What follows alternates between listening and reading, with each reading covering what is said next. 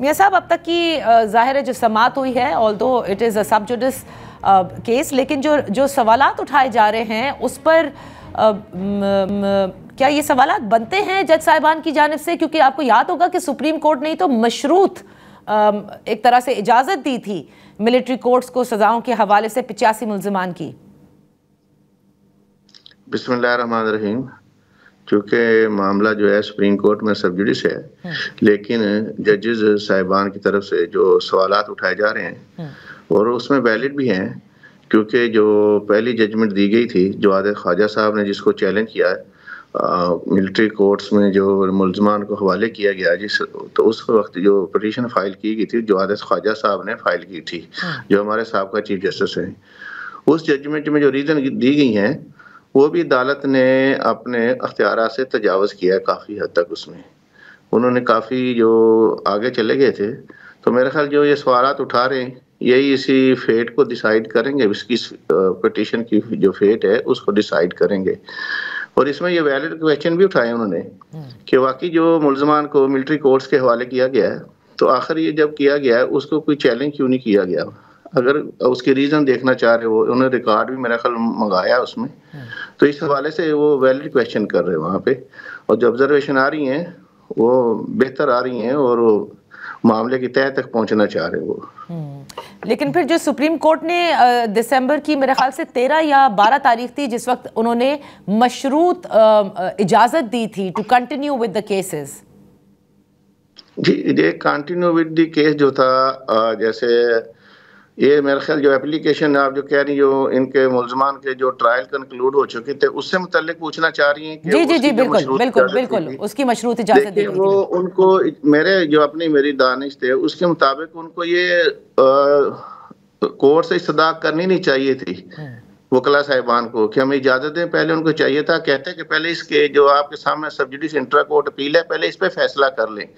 लेकिन उन्होंने वो जो ये डिमांड करके या ये रिक्वेस्ट जो आपने इंटरटेन कराई कि जो कि मामला जो केसेस हैं वो कंक्लूड हो चुके हैं, तो ट्रायल कोर्ट को या कोर्ट मार्शल को ये इजाज़त दी जाए कि वो अपना फैसला सुना दे जिन मुल्ज़मान के ट्रायल जो कंक्लूड हो चुके हैं। तो उन्होंने सजाएं सुना दी वहाँ पर। तो इसका मकसद है कि इन्होंने जुरिडिक्शन को एक्सेप्ट किया है जो अज्यूम की थी मिलिट्री कोर्ट्स ने, तो वो उनको नहीं करनी चाहिए थी, उनको इस केस के फैसले का इंतजार करना चाहिए था। ओके।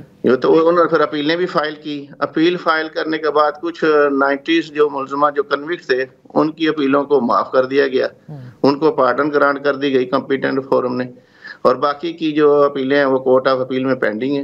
तो ये मेरा ख्याल उनको नहीं करना चाहिए था, तो उन्होंने जुरिडिक्शन को माना है वहाँ पे। ये थोड़ी उनसे गलती हुई मेरी दानिश में। मियां साहब, ये मुझे बताइएगा कि जब कभी भी मिलिट्री कोर्ट्स में सिविलियंस का ट्रायल होता है, हुकूमत में बैठी जमातें खामोश होती हैं, ऑपोजिशन वाली इस पर शोर शराबा करती हैं, तो क्या ये बनता भी है? इसलिए क्योंकि हमारी अदालती निज़ाम तो आप देखिए, आईनी बेंचेस भी हैं, सुप्रीम कोर्ट भी है, एंटी टेररिज्म कोर्ट्स भी हैं, फेडरल शरीयत कोर्ट भी है, जिरगा का निज़ाम भी है, और फिर मिलिट्री कोर्ट्स भी हैं। जी, मैं इसमें ये गुजारिश करूंगा कि हमारे पाकिस्तान में जितनी भी सियासी जमातें हैं उनका अलमिया यही है कि बाद औक़ात वो जब इक़्तिदार में होती हैं तो कुछ वाक़यात पर या कुछ मामलात पर समझौता कर लेती हैं। तो ये मिलिट्री ट्रायल जो सिविलियन का भी हो रहा है, ये कोई पहली दफ़ा नहीं पाकिस्तान में हो रहा। ये तकरीबन 1967 से अभी तक 1000 कुछ जो सिविलियन है उनका मिलिट्री कोर्ट्स में ट्रायल हो चुका है।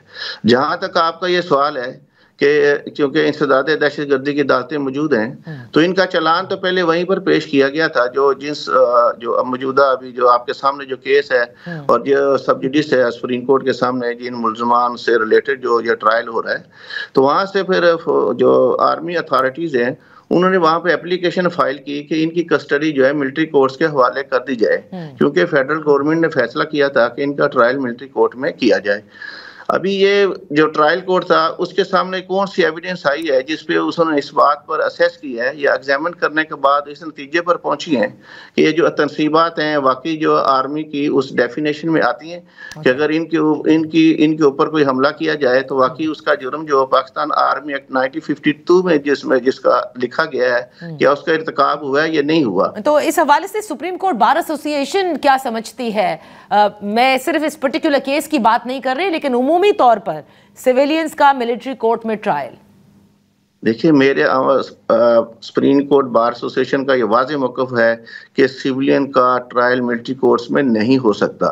लेकिन ऐसे सिविलियन जिन्होंने मिलिट्री लॉ की वायलेशन की हो और वायलेशन भी जो रिस्ट्रिक्टेड एरिया में हो या नोटिफाइड एरिया में हो या गैरिजन एरिया में हो और उन्होंने उस जुर्म का इर्तिकाब किया हो जो जिनका ज़िक्र जो है पाकिस्तान आर्मी एक्ट में लिखा गया है कि उन ऑफेंस का उन्होंने इर्तिकाब किया है, तो उनका किया जा सकता है।